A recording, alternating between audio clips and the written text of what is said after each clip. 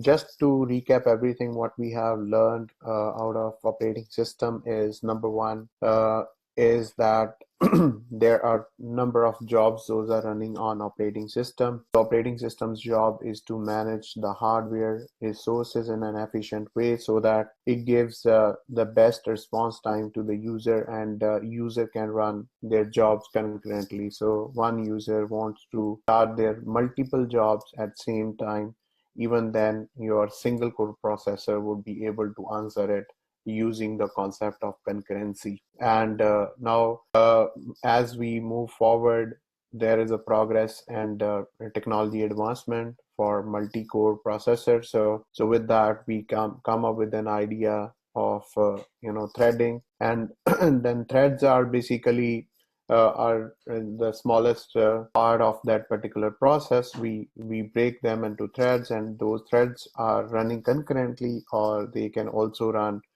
parallelly on multi-core system. So the whole idea was like we see that how a process creates a child process, how it basically wait for that child process to terminate, and then we also worked on threads. So threads are basically lightweight processes in terms of kernel. So when we talk about, there are two things in operating system. One is user space and other is kernel space. So in user space, user application and developer work and they call system calls, and the system call is actually the work done in the kernel space. So kernel space functions or operations are actually which are managed by operating system, and those kernel calls are basically converted into low-level instructions for the processor, and it actually execute the instructions. So there is a whole process of loading your data into the main memory,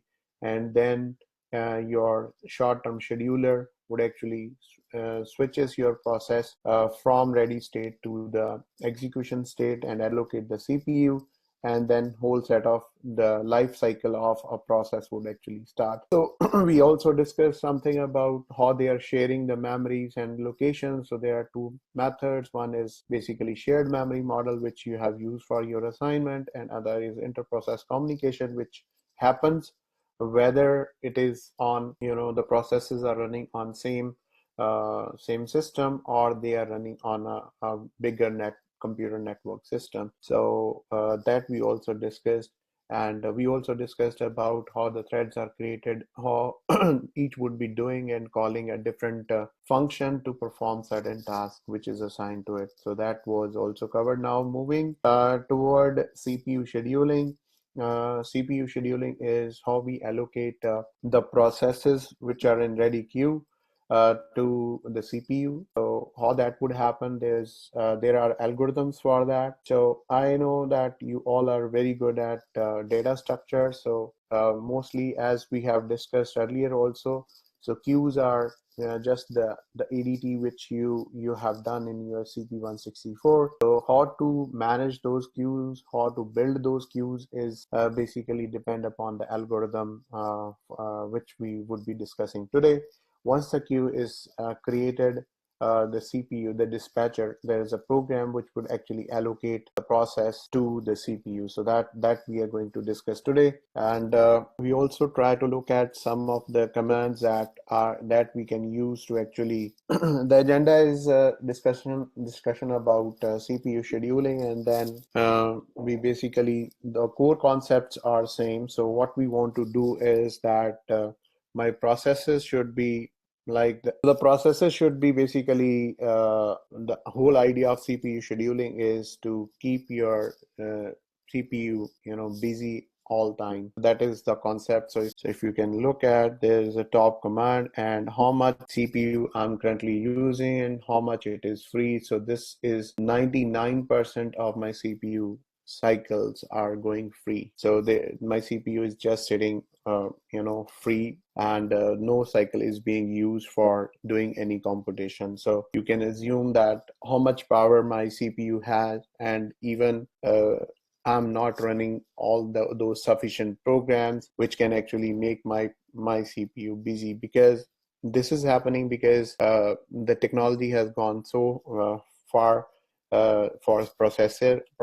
They are very quick on it. So basically that is the whole concept. Okay, the several processes are kept in memory at once, and one process has to wait for the operating system, which takes the CPU from the processor and give the CPU to another process. So this we are clear that we discussed about the context switching. And on multi-core system, the concept of keeping CPU busy is extended to all the processing core. If we have multi-core system, then making one CPU busy means we want to make every core busy. And scheduling is kind of a fundamental operation for operating system, and we always tries to maximize the CPU utilization with multi-programming. Multi-programming is basically the concept to make your CPU as much as busy you can by running multiple jobs on it. And we try to perform context switching, concurrent processing. So in concurrent processing, we try to perform the context switching between the processes to make our CPU more busy. Now, for each and every process, there are two types of cycles. One is called CPU, another is called IO burst cycle. So the CPU burst cycle is when the computation is needed. So when it actually needs to compute something from the CPU, like you have some task here. If you can see, load, store, add, and read. So once these are basically requiring our processor to be executed, and then we have a read from file. So after this, we have an IO burst. So the CPU burst is when the CPU is needed for the execution of that particular instruction. And then we have IO burst, where your process is waiting for some IO thing is to happen. So each process mostly have these two type of burst cycles.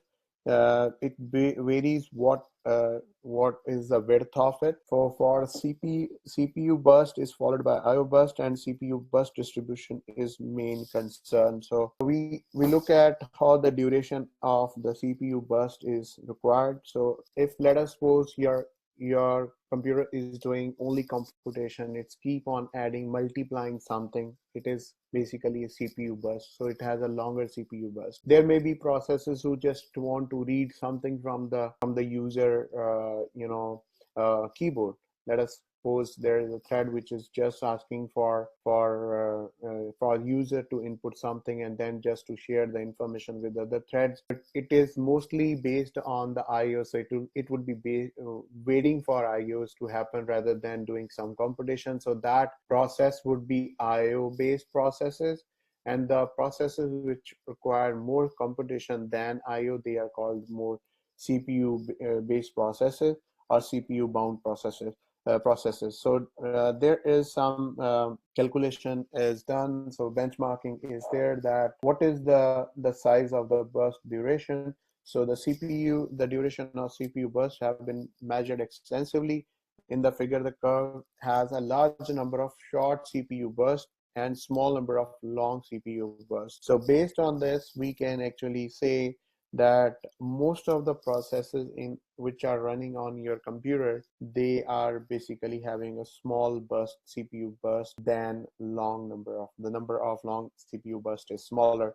So an IO bound program typically has many short CPU bursts, and a CPU bound program would have a very long CPU burst. So I think this should be clear to you, like if your IO bound program, a process, it would have smaller CPU bursts, and whereas longer IO bursts. And for CPU bound program, it would have a long CPU burst. So this is the distribution which is basically would be very helpful for us to design an algorithm that it would actually help in scheduling those processes to the processor. Now, if you remember, we discussed about long-term scheduling and short-term scheduling. So here the long-term scheduling is basically involved in selecting a process from the storage pool or the secondary memory, and then loading them into the ready queue in the main memory for execution. So long-term scheduler controls the degree of multi-programming. This we discussed in the previous lectures, that the number of the program which are into the RAM are basically measuring the degree of multi-programming. It must select a careful mixture of IO bound and CPU bound processors to yield optimum system throughput. If it selects too many CPU bound processors, then IO devices would be idle. So if we have only CPU based processors, then IO devices would be idle. And if we select too many IO bound processors, then processor has nothing to do because processor would be free. So the operating system task is to utilize not only CPU but also keeping your IO devices busy. So that is the whole concept of being a manager. As a manager in a software development company, you would always try, okay, so each and every person should always be busy, whether like the process is we start with wireframing. Let us suppose you are implementing some mobile application. So it starts with, wireframing, and then developing other components. So what we try always is we give some task to the wireframing guy for designing it, and meanwhile we would be discussing with the with the development team the structure, and ask them to basically create some template. And this whole goes overlapped, and it's not that everyone would be free. So the manager task is to keep everyone busy and make everything productive. And this is what is analogy to the operating system. So operating system would also try that each and every device which is connected to the computer should be optimally used and should be busy all the time. So that would be the whole concept for operating system. So ready queue is not necessarily first in first out. So you know that this is first in first out. It is a queue which you have already, which you know, but it could be implemented based on different concepts and algorithms are there. There is a short-term scheduler which we are going to discuss. It selects the processes from the ready queue and then allocate the CPU to one of them. So it will select one from a list of ready queue, and then basically allocate to the CPU. So when I talk about the ready queue, it means it's a linked list, and that it actually captures the head of the list and then allocate that to the CPU. And whereas the new program which would be added to the ready queue would be dependent upon which algorithm we are choosing for creating that ready queue. So whether we are choosing first in first come, whether we are choosing shortest job first, whether there are priorities for it. So all that calculation would be done, and we create a linked list of all the processes. So the linked list is basically connecting different PCBs together. So each process is represented as a PCB, and linked list is a connection of all those PCBs for all the processes. So if you can look here, so I have this diagram. So this is storage pool or secondary memory. Then we have a long-term scheduler which actually help us to put the processes from the storage into the ready queue. And then we have the short-term scheduler which basically allocates the processes from ready queue to the CPU.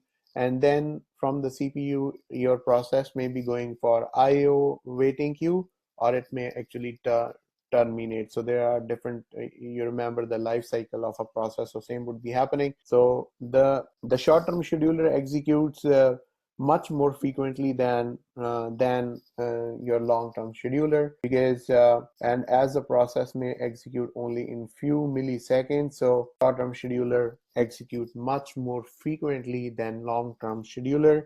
The choice of short-term scheduler is very important. If it selects a process with a very long burst time, then all the processes after that will have to wait for a long time in a ready queue. This we will be seeing shortly in first come first serve algorithm. So this is basically known as starvation. So if there are wrong decisions made, and then one process has to wait for a long time, and that is basically uh, the wrong decision is made by your algorithm for short-term scheduler. So basically, this is an algorithm which we will be discussing shortly. For making these scheduling decisions, when it takes place, there are certain things those are happening to each and every process. The one when the process switches from running to the waiting state, another is when switches from running to ready state, third is switches from waiting to ready state, and fourth is terminating. So this is voluntarily it is basically started waiting for some IO request. So process was actually running on the processor or CPU, but the process has to wait for an IO device. So it switches from running state to waiting state. So this is automatically happening. There is no rule of scheduler here. When your process terminate, even then the scheduler has to allocate the new process. So it does not require any scheduling, but basically it has to allocate a new process to the CPU when these two things are happening. So this is voluntarily it gives away that okay, some other process can be allocated because this process is waiting, and here it actually terminates. So there's nothing left for that particular process. In situation 1 and 4, so those are non-preemptive. Non-preemptive is called cooperative. So non-preemptive is one where the process cannot be context switched, like we cannot replace it. So context switching, I hope all of you understand, it's basically replacing taking away the CPU from one process and giving to another process is called context switching. Okay, so context switching is basically done by CPU scheduler. So there are two things when we actually perform and require CPU scheduling. One is by pushing somebody from running state to the ready state, and when it happens is whenever there is an interrupt. So whenever there is an interrupt, your process would actually change its state, which is currently running from ready to running to the ready state. So it will come back to the ready queue, and the other is the switches from waiting state to ready state. So let us suppose one process is in waiting for some IO to happen, and it has already happened. Then it will change from waiting state to the to it's back to the ready state. So there are these two four conditions which can happen. So one are for a non-preemptive and other is preemptive condition. So let me just give some visual representation to you here. So coming back to long-term and short-term scheduling. So here is, we can start again. So the new process is create process. We created a process and new process is there. The long-term scheduling decide which process are moved to the ready queue list to compete for CPU. So the long-term scheduling would be discussing this. And then the processes are also subject to long-term scheduling when they suspended and later reactivated. If you remember, different operating system has different states. So here there is little different state which Zybooks is using. So when suspended would also come back to the under the long-term scheduling. So moving next, so once we have a ready list ready, so there the short-term scheduling would come and it will allocate the processes one by one from the ready queue to the CPU. So how I'm here considering that there is only one core, single processor, single core CPU I'm talking about.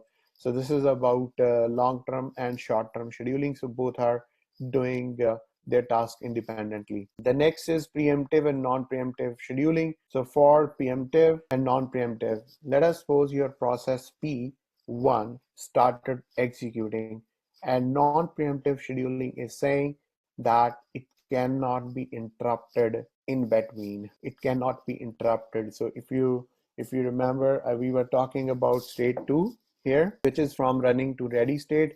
When would it happen?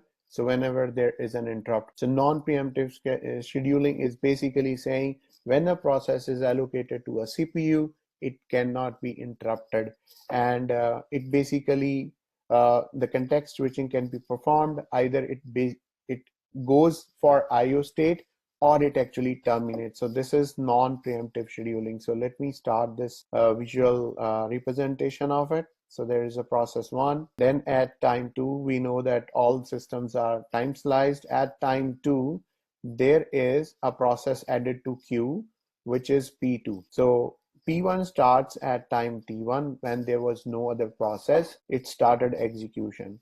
At time T2, there is another process added to the ready queue, which is called P2. And because this is non-preemptive scheduling, so that's why it basically does not preempt the execution of the current process. P1 continues to basically execute and run on CPU, and P2 would wait for it to end. And this is a time when T3 happened. At time T3, P1 actually, let us suppose it's already terminated itself, and after this time T3, P2 will be given authority to run over CPU. So this is non-preemptive. Let's see about preemptive scheduling. So the P1 actually starts at time T1, and then at time T2 there is a process P2 added. Now because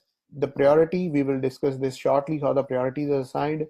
The priority of P2 is higher than the priority of P1. So basically an interrupt is executed, and which basically takes away the running power from P1 and put it back to the ready queue, and then start executing the P2. So this CPU would be now allocated to process P2 at time T2, and P2 stop its termination or terminated, and thereafter there's no more process in the ready queue, and P1 is given the allocation of the CPU. So this is the difference between preemptive scheduling and non-preemptive scheduling. So preemptive scheduling is basically used for most of the modern operating system, and that's why we are able to run multiple jobs with a very good response time, along with round robin algorithm. So that we would be discussing now. Okay, now whenever we say that it is a preemptive scheduling, so in preemptive scheduling we have to take so many, there are constraints for it. If we remember,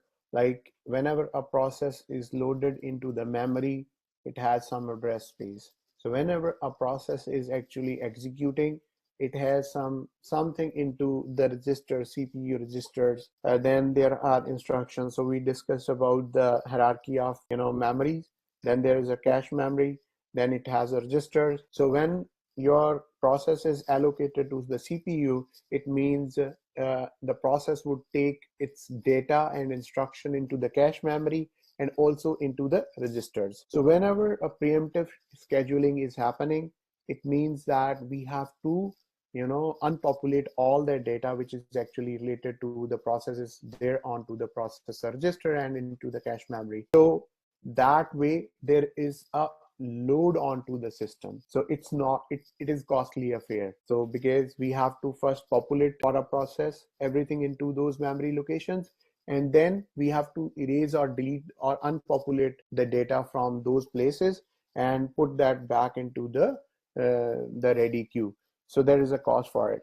It may be possible, let us suppose there are two processes which are sharing sharing some data. Let us suppose there is P1 process which is running, okay, and then P2. P1 process would write into some space the value of X, which our P2 process has to read. Now in that case, if P1 was running, so the priority was the P1 would first running and then P2 would be running. So in that case, let us suppose P1 was running and it is preempted, and then it has not written any value for X. Whereas now the next, because P2 was also in the queue, so it started running, but it will not read a correct value from from the location where it has to be happened, because P1 has not executed it fully. So there are some dependencies which we need to take care while scheduling the processes. Those are more complex, but this is one of the bottleneck for preemptive scheduling. Consider the preemption while kernel mode is happening. So if we say that our user process actually activates some kernel processes, so user process activate kernel process, and if kernel process is preempted, then there are so many things those are attached to it, and that would also create problems if there are some dependencies. It also affects the kernel design. Like, we have to design kernel processes which can be preempted. So we have to take an extra measure. Okay, if I preempted, then what would be the scenario? Like, we have to go through a list of use cases. What would happen if my kernel process preempted? Okay, it actually basically affects then the kernel design also. But most of the, let us suppose we keep the policy that if the kernel process is there, it is non-preemptive. So if the user process is running, that is preemptive, and if it is a kernel process, it is non-preemptive. This is one policy. It makes your kernel design simple. Okay, but most of the kernels are also preemptive, because non-preemptive kernel would also does not give that responsiveness, because it keep on running the same job again. So with that, we also take the consideration, and this also affect the preemptive scheduling. Then we could have interrupts. Like, all the time the operating system can expect the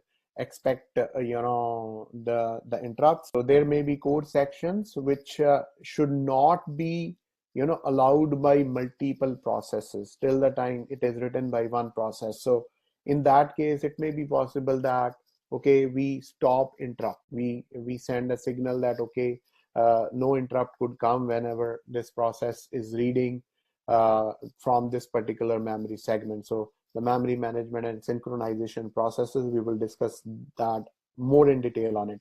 But preemptive scheduling is more complex than non-preemptive scheduling, but both are used in operating system.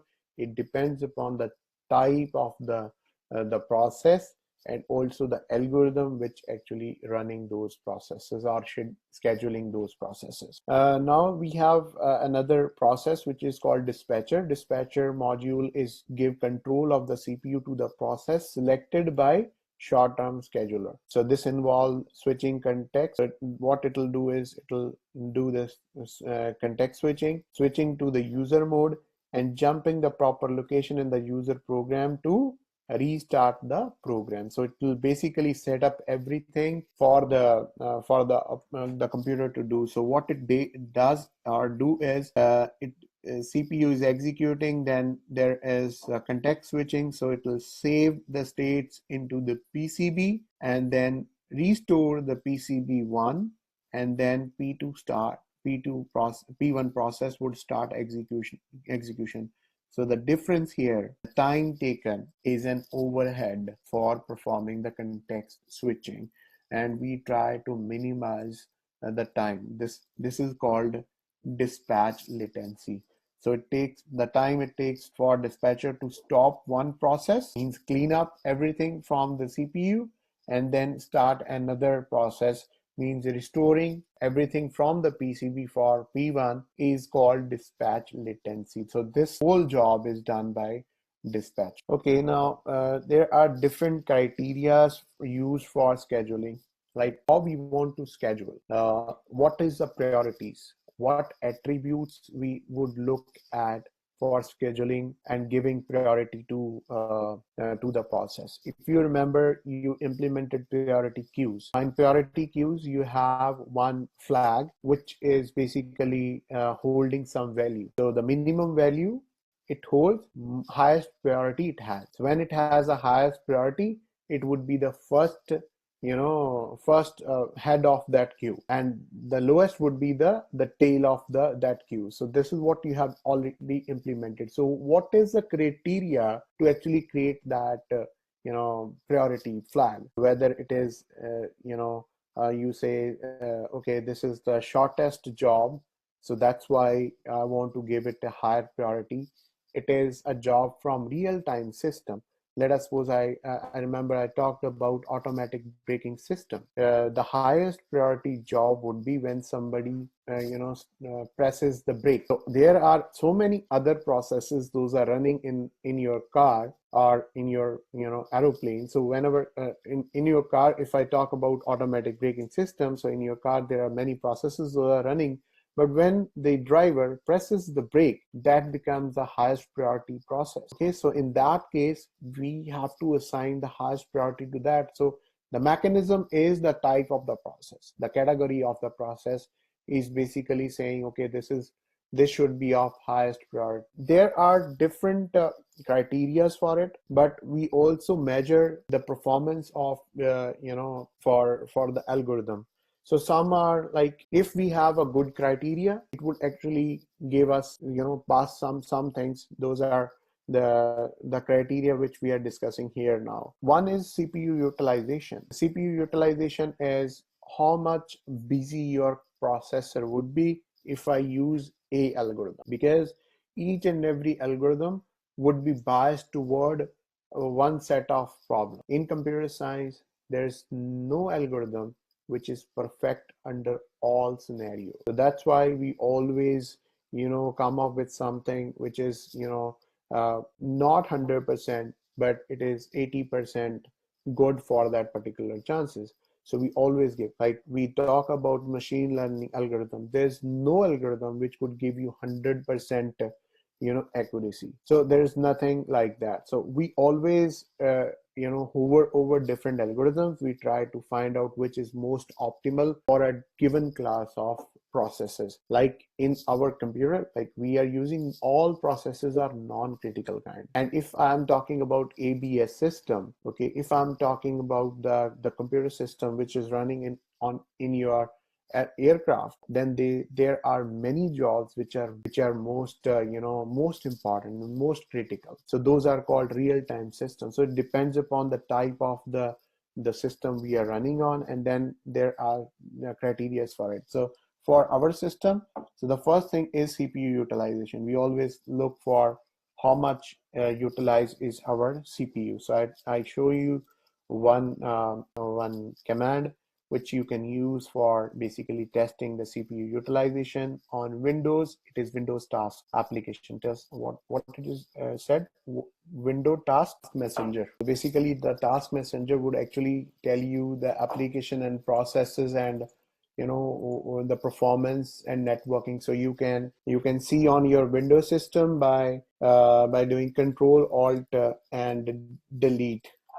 So you can press Control Alt Delete on your computer system, and then you can start the task manager. So it's basically a task manager which would show you everything on the Windows system. So on your Mac or Linux system, you want to see there are few commands like top or htop, or your glance is one Python utility that you can use. So here the top is basically running, then we have htop also. So this is also different program which is running. So there's CPU, then memory and swap. So there are different parameters. This we were looking for the processes which are running. So we talk about top. Okay, so here is the CPU utilization that is done. So we try to maximize this. Okay, so the throughput is basically the criteria is a number of processes that complete their execution per unit time. So okay, I said, okay, let us see how many applications one algorithm completes within 1 minute. There are called benchmarking. So if you go for checking the hardware performance, then there are benchmarking software as well as benchmarking techniques by which you can always check whether one processor is good or not in comparison to others. So I don't know how many of you actually look for those benchmark tests before actually buying a computer. So basically it will actually compare the performance of two processors. So there are basically doing all that calculations, and there are tests for it. They automatically run that test onto your system, and then compare it from the database, the server database. So there are so many benchmark tests. Those are performed on different computers, different operating systems, different hardware. So they compare your computer benchmarking or performance with the benchmarking tests from the other computers or which are available onto websites. So you can always Google it, like you want to do some hardware benchmarking or processor or CPU benchmarking. So there are a lot many softwares which are available, and it will give you sense of how good your computer is. Okay, so the throughput is the number of processes that those are running. Those would be completed during the 1 unit time. And then is a turnaround time. So turnaround time is the interval from the time of submission of the process to the time of the completion of that process. This turnaround time is the sum of the period spent waiting in ready, executing CPU and doing IO. So everything is included in the turnaround. So this is more like for one process. What is the turnaround time for process P1? And throughput is basically is more like about the algorithm. So how many processes that complete their execution per unit time. And then there is a waiting time. So it's waiting time is about how much time a process has to wait in the ready queue. So that is also one benchmark thing. We always look for, okay, this we compare two algorithms, then we have certain set of criteria, and this is the criteria. Okay, how much time each process was waiting in the ready queue, and we will be using today the waiting time as our testing parameter for comparing two different algorithms. The response time is the time taken by a process for producing its first response. If we remember, we talked about multitasking system. In multitasking system, each process is given a time slice to execute, and that is basically allow you to run multiple processes at same time. So P1 would start early and the first response would come early. So the response time is the first response, like your program started responding. Okay, that is the time. So this is basically good for round robin kind of algorithm, which we are going to discuss today. And it is always desirable that the CPU utilization is maximum, throughput is maximum, and we minimize turnaround time, waiting time, and response time. So what we want is maximum CPU utilization. So maximum number of processes should actually run, maximum throughput, maximum number of processes should actually execute within a given unit of time, minimum turnaround time. So I want for my each process there should be minimum turnaround time. So whenever it is sent into ready queue, it should immediately execute it and then come back and show the response or the output. Minimum waiting time. So your processes should not wait long in the waiting queue. And minimum response time. So it should, the first glance of your process should be very good. So that is basically making more responsive system. So these are some criteria which are used for comparing. Today we are comparing based on minimum waiting time, so we will compare based on this. A system with reasonable and predictable response time may be considered more desirable than a system which is faster on average but highly variable. Let us suppose you have a mobile device which is very good to open one particular type of program. Okay, so let us suppose it is very good to open its own messages application, but it is taking a longer time for actually loading your WhatsApp messaging app. Okay, then there is another mobile which is giving kind of same response time for messages and WhatsApp. So which would be more preferable is the one which has less variability in the process. Okay, so one that would be used. So we always try which is having less variance. So however, the little work has been done on CPU scheduling algorithm that minimizes the variance. So that is also one of the the benchmark that can be used for recent algorithm development. But there are so much of research going on. Okay, now the first algorithm that we are going to discuss today is first come first serve. So in first come first serve scheduling is long-term scheduler push the creates a queue, and as it is coming, we are creating a ready queue with this with the policy that whosoever first would be first allocated to the CPU. So the dispatcher, let us suppose at time t0 or 0, all these processes are available for execution. Now this is given as CPU burst time. So what is CPU burst time? Is the time taken by this process to execute onto the CPU. So there are IO burst time and then there are CPU burst. So we basically taking for consideration as a CPU burst time. Okay, so P1 would be taking, let us suppose it is in milliseconds. So CPU would be taking 24 milliseconds of CPU burst. P2 would be needing 3 milliseconds of CPU, and P3 would also require 3 milliseconds of CPU. So here is a Gantt chart for this.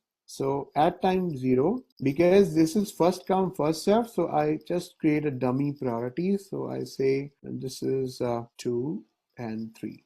Okay, so this is how it will execute. So P1 would execute first, so it will keep on running till 24 times. So once it executed, P2 would be allocated to the CPU. It will keep on running. It will run for 3 seconds. So 24 into 3 becomes 27. So this is a time which is basically, this is time series. Okay, so in time we are running. So we start at time t is equal to 0, and then here the time is t is equal to 24, and here the time is t is equal to 27, and here the time is t is equal to 30 milliseconds. So all in minutes. Okay, so once P2 finishes, then P3. Yeah, so basically this is non-preemptive. So whatever was requirement of the CPU burst, it is fulfilled, and it is not basically preempted, because already if P1 is running, there are P2 and P3 processes are already in the queue, but still P1 keeps on running and the CPU is allocated to it. So this is non-preemptive scheduling. Okay, so suppose that the process has an order reversal. Let us suppose P2, P3 and P1, they are added like this. Okay, so P2 is added first. So let us suppose P2, P3 and P1. Now the priority for this is 1, 2 and 3. So this will execute like in the time scale. P2 has highest priority. Let us say, because this is at the head of the queue. We are not saying any priority. So we are saying this is the head of the queue. So P2 started, then it takes 3 milliseconds. After that, P3 would start, so it will be another 3 milliseconds, and then thereafter at the end P1 is started, so it actually takes 24 milliseconds. So can we actually look for what is an average waiting time here? So I forgot to discuss this. So the waiting time for P1. So the waiting time, how we gonna calculate the waiting time? So P1 waited for it waited for 0 seconds. P2 waited for 24 seconds. And P3 waited for 27 seconds. So basically, if you look at this Gantt chart, you would actually know that P1 started immediately at time 0. So there's no waiting time for it. Now waiting time is basically the time it is waiting in the ready queue to be executed. Okay, so this is basically P2 has to wait, because this is non-preemptive scheduler. So what we are doing is P2 has to wait for 24 milliseconds. Now P3 has to wait when P1 and P2 already executed. So how much time it actually took is 27 milliseconds. So P3 waited for 27. Now what is an average time for these two is 0 plus 24, 27 divided by 3. So the average waiting time for the processes is 17 milliseconds. Now let's see here. How much waiting time for P1 here? For P1, because it's running at 6, so everything came at time 0. So all came at time 0. And what is the waiting time for P1 is 6 milliseconds, because it would execute after the P2 and P3 exit. What is the waiting time for P2? It's 0 ms. And what is the waiting time for P3? It's 3 ms. Okay. So now we calculate the average waiting time for this is 3, whereas for the first, if we say was 17 ms, and here the same three processes started running, but the order just changed. It made average waiting time of 3 milliseconds as compared to 17 milliseconds for the previous. So this is much better than previous. So because we could say there was a long process which started running, and there were short processes which were waiting for the long to actually get executed, being non-preemptive. So there was a long average waiting time for everyone. Like if the shorter are basically executed first and then the long is actually executed, then the average waiting time was the minimum. Okay, so this is a problematic thing for interactive systems. Okay, so it is very important that each process get a share of CPU at regular intervals. So in that case, your first come first serve scheduling is not good. And let's assume one case where you have one CPU bound process and many IO bound processes. So if we have one CPU bound process, it means it has a larger CPU bus chunk, and whereas many IO bound processes, they have small CPU bus chunks or the cycles. Okay, the CPU bound process will get and hold the CPU and takes its time to finish. Okay, so CPU bound started executing on it. The IO processes, because they will finish IO and move to the ready queue and waiting for the CPU, because they are small, so they are just running and waiting in the ready queue for CPU. CPU bound is taking much of computation on CPU and it takes long. Okay, so while they are waiting in the ready queue, IO processes are waiting in the ready queue, the IO devices are idle. They are doing nothing. Now all IO bound processes, once they are allocated to CPU, because they have short CPU burst cycles, so they will execute very quickly. They will execute very quickly and then get back to the IO queue basically. So at that time, CPU bound is doing, let us suppose that is doing its waiting part, and at that time your CPU is again free. Okay, so the CPU bound would again take the CPU for a longer time, and IOs would actually do the computation for very shorter time. So I mean to say, whenever there is a long, it has smaller processes along with it, then your first come first serve algorithm or scheduling would not be good. And this effect of waiting long time, long average wait time for small process when it is behind, like the short processes are behind a long process, is called convo effect. So this effect is we need to deal with, and there are other algorithms that we can use. Now comes the shortest job first scheduling. The shortest job first scheduling is basically based on the length of the CPU bus cycle. So if we say, okay, there is a convo effect, how we can improve upon it? We say, let's create an algorithm which basically prioritize the shortest job first and then the longer job. So we create a priority for that. So whosoever is having the shortest next CPU burst would be having highest priority, and whereas which is having a longest CPU burst, so that would have the lowest priority. Okay, so associate with each process the length of the next CPU burst. So we need to predict it, like what is the next CPU burst, that has to be predicted. The use of the length to schedule the process with shortest time.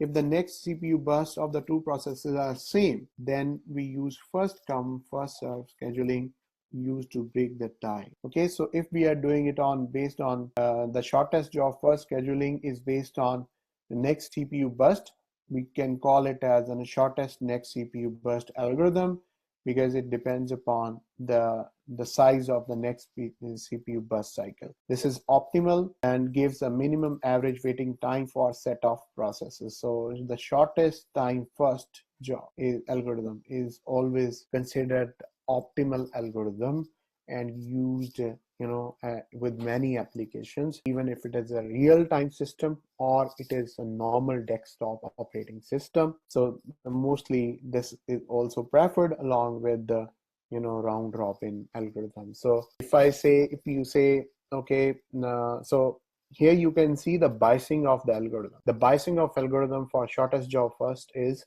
it is biased toward the shortest job. So it never prefers and never allocates something to the lowest priority job. Let us suppose you have a longer batch process, then that would have a lowest priority, and that priority would actually be it would keep on waiting, because I read one example, like in one computer, they were like over years they just looked at, like they started a computer in 1973 like at MIT, and in something around 1982, I don't remember the years, and they wanted to shut down their machine. Okay, so that it was all, the server was all running for this much time, so they wanted to shut down, and they saw that there were low priority jobs which were pending from so many years and was never allocated to the CPU. So that is basically the problem that we would be discussing, how that would be handled. Coming to the example for shortest job first is basically, let us suppose we have a bus. So bus cycle is for P1, P2, P3, and P4. Now these are the processes, and these processes are given at time equal to 0. So now, so you can see which one has highest priority is P4, because it has the smallest CPU bus time. Okay, so this is be given the highest priority. So the priorities would be like 1, 3, and 4. So the first process which would be allocated the CPU is P4. So P4 would start executing, and then it will complete its execution, and at time which process would be going next, P1, and then after the completion of P1 at 9 milliseconds, because it will take 6 milliseconds. So the next process would be, and after the completion of P3, the next process would be P4. So with this, the average waiting time here is 7 milliseconds for the process. We can calculate like how much is there. Okay. And then, but the problem here is how to determine the next CPU burst size. So what is considered is an average CPU burst cycle. So based on benchmarking, okay, we try to find out, okay, this is an average next CPU burst for this hardware. So that we usually take as an startup initial amount, and based on that we basically try to predict the next CPU burst size or time. So we can estimate the length, and which should be similar to the previous one, but some adjustment has to be made for calculating and predicting the next CPU burst. So that is done by exponential averaging. So to calculate the size of the next CPU burst time, we use exponential averaging, where the formula is given by this. So this is n+1. So tau n+1 is the time for the next CPU burst is equals to alpha tuning parameter. En is the actual length of nth CPU burst. So how much it was the previous n. So we are calculating for n+1. So this was the actual which was for n. And then we have again the tuning parameter, and this is tau n. So this was the predicted for the previous, for nth, call for nth CPU burst, predicted nth CPU burst. So this is calculated. So using this formula, we calculate the next time for the next CPU burst time for that particular process. So alpha is commonly set to 1/2. So if we go here, if alpha is 0, then there is no effect of the current time. So there is no effect. So we just take the historic predicted value into effect. Okay, so recent history does not count. If alpha is 1, then this is equals to alpha into Tn. That's the only actual last CPU burst is counting here. But if we take half, alpha is equal to half, then there would be a 0.5 impact of the current and 0.5 impact for the previous predicted value on calculating the next burst time. So based on this formula, we calculate the burst time, and this is extended. So over the time, and as we are keep on hovering over different bursts, so this is how it will go like. And this is basically a series that we can find out.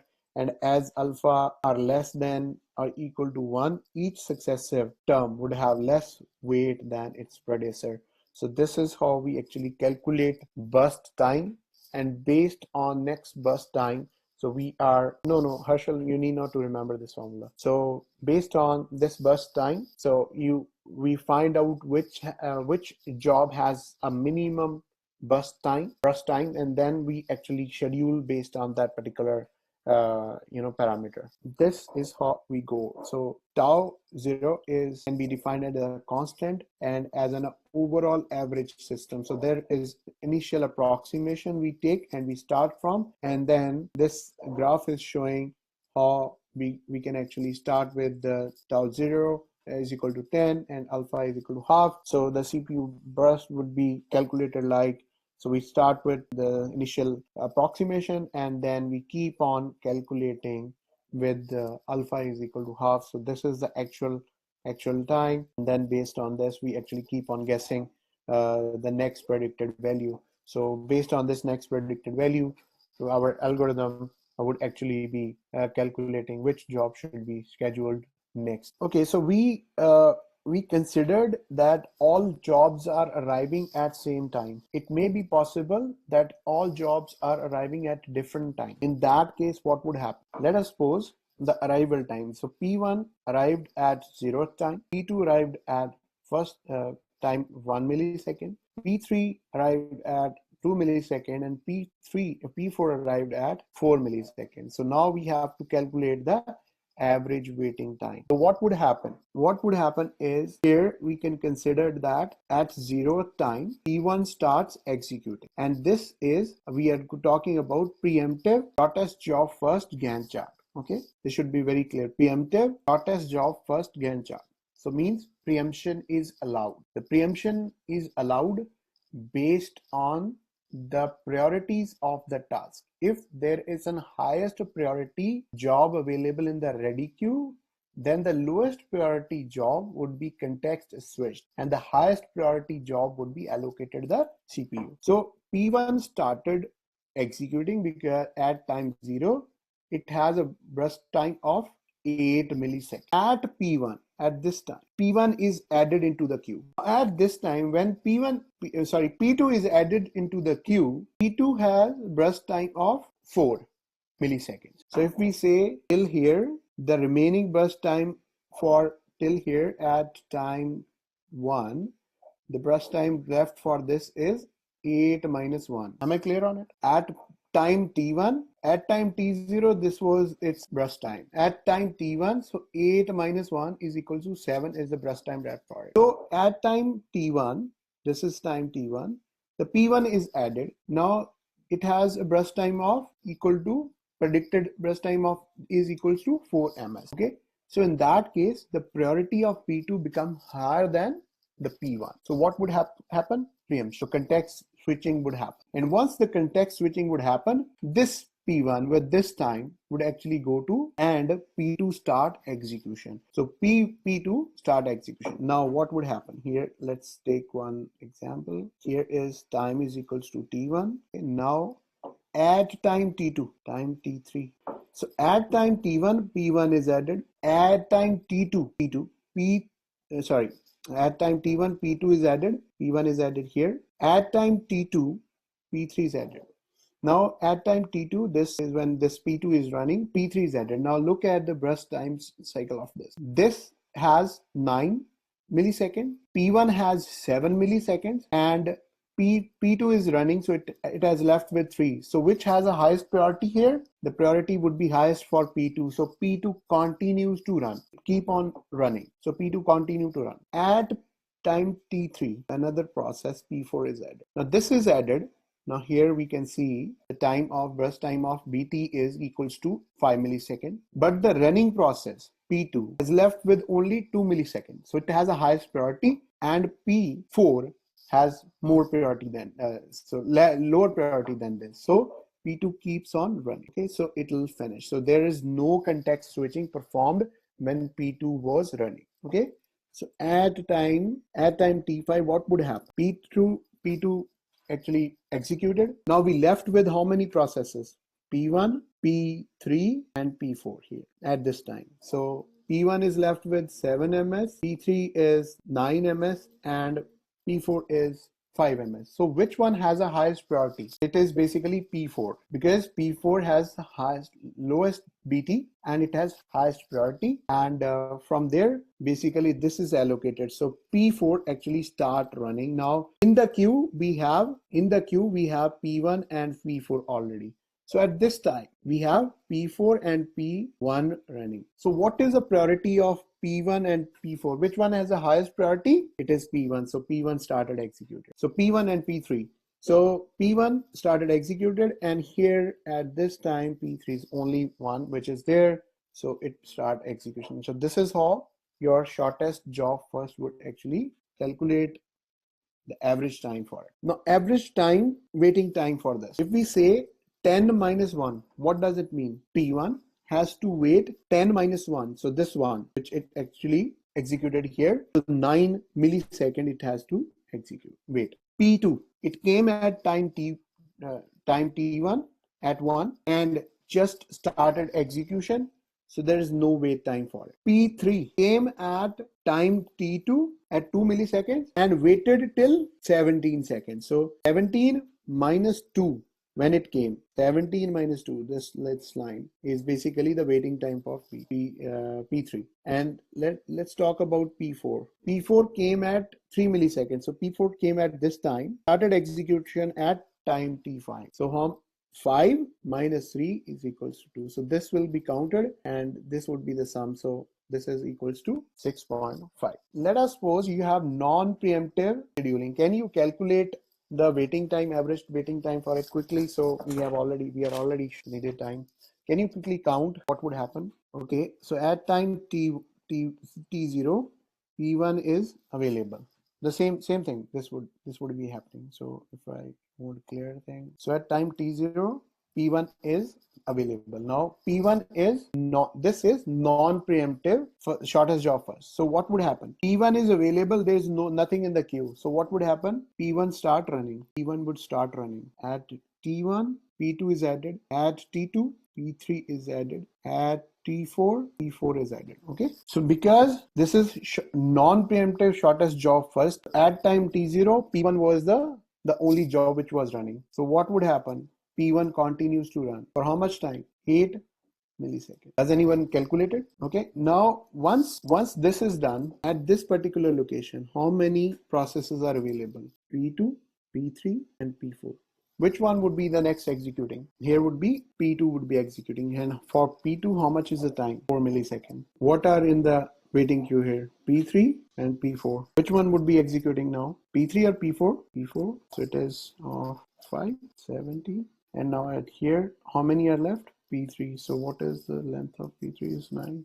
17 to, let's make it 10 minutes 26. Can you calculate it? So for the process P1, the wait time is 0 because it started immediately. So it's not waiting and it was not split up preempted. So it kept on running. P1 is 0. Then P2 started running here because P2 had highest priority when you're at time is equal to 8. At time is equal to 8, P2, P3 and P4 were there and P2 had highest priority. But P2 actually came at T1. So it came at 1 millisecond. So what was the waiting time for this? 8 minus 1, 7. And then we have P4. P4 came at time 3 and it started execution at 12. So 12 minus 3 is equals to 9. And then for P3, it came at time is equal to 2.